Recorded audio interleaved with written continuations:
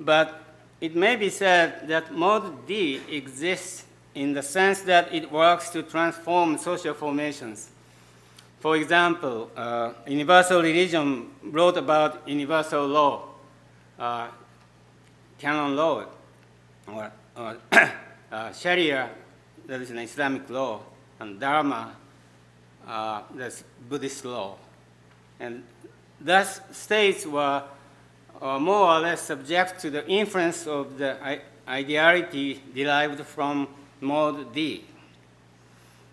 As an example, let us take Christianity in the late period of the Roman Empire.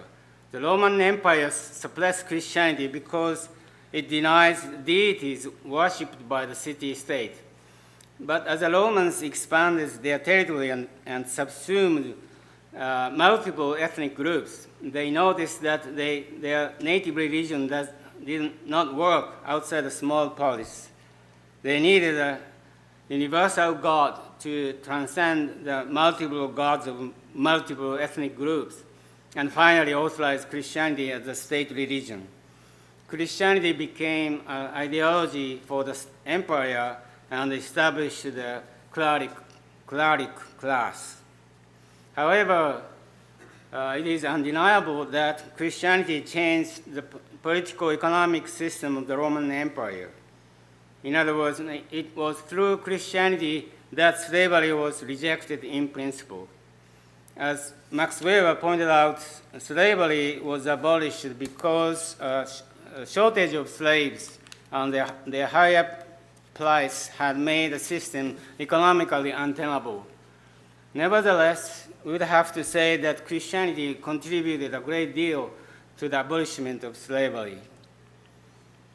Universal religion started in the city as a critique of religion of community and state, as a critique of the cleric class, but it permeated the state and the community and changed them. It was altered as much and became the new principle to support the old system. Nevertheless, universal religion retained some criticality or negativity against the state and the community. Furthermore, the negativity in universal religion is reactivated in the social movement to subvert the ancient regime. That is why these social movements usually took the form of a religious movement like millenarianism. The first bourgeois revolution in Britain took the form of a religious revolution, namely the Puritan Revolution. After the middle of the 19th century, socialism seems to have been divorced from religion. It became scientific socialism, and it was thought to be something that could actually be realized. Socialism went on to lose its ethical impetus and utopian element. As a result, socialism lost the splendor and the fascination it had carried before. If socialism is merely an economic method, it has no power.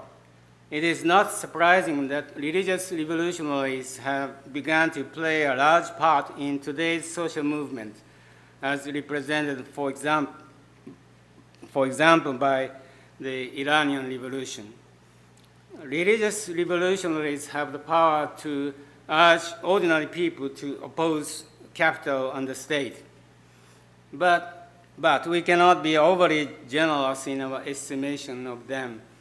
So long as radicalism takes a religious form, it will necessarily lead to a dictatorship of the clerics and end up reinforcing the state. A while ago, I said I would call the society based on the dominant mode D of exchange X in order to think about it in terms of form. As far as I can see, Kant is a philosopher who thought about this X. For instance, Kant defined moral law as follows.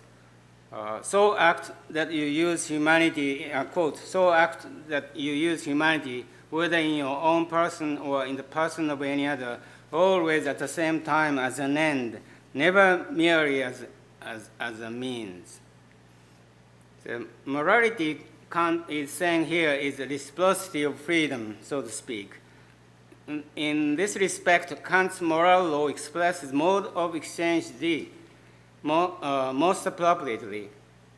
Kantian ethics is usually considered to be a subjective and formalistic ethics, but this is not the case. When he discussed ethics, he kept actual social exchange in mind. The Kantian moral law is neither abstract nor ahistorical. As a neo-Kantian philosopher, Hermann Cohen once reminded us, it is important that Kant stressed here never merely as means. Usually they understood it not as means, but Kant says not merely as means. That's a great difference. He did not negate treating others as a means that, after all, is inevitable. That is inevitable so long as human lives depend on exchanging their labor or product with others. What Kant emphasized is that in a capitalist economy, humans are treated merely as a means, never as an end. So his moral law implies changing such a society into one where others are treated as an end at the same time as a means. This is what Kant called the Republic of Ends. Furthermore, Kant tries to map this out in practical terms. His plan was to form an association of independent producers without the mediation of merchant capital. This is why Hermann Cohen called him the true originator of German socialism. The crucial point here is that socialism or communism or X ought to be at once ethical and economic. To adopt Kant's rhetoric, communism without an economic basis is empty, while communism without an ethical basis is blind. To repeat, modes of exchange A, B, and C exist in actuality, but mode D exists only as an idea. However, in Kantian terms, it is not a constitutive idea, but a regulative idea. That is to say, an idea which is never realized, but which remains an index for human beings to gradually approximate as closely as they can. The regulative idea is an appearance, shine, but it is a transcendental shine in the sense that humans cannot do without it. Therefore, although mode of exchange D will never be realized, it will never disappear. So long as the mode of exchange A, B, and C persist in reality, mode D will persist as a source of negativity against them.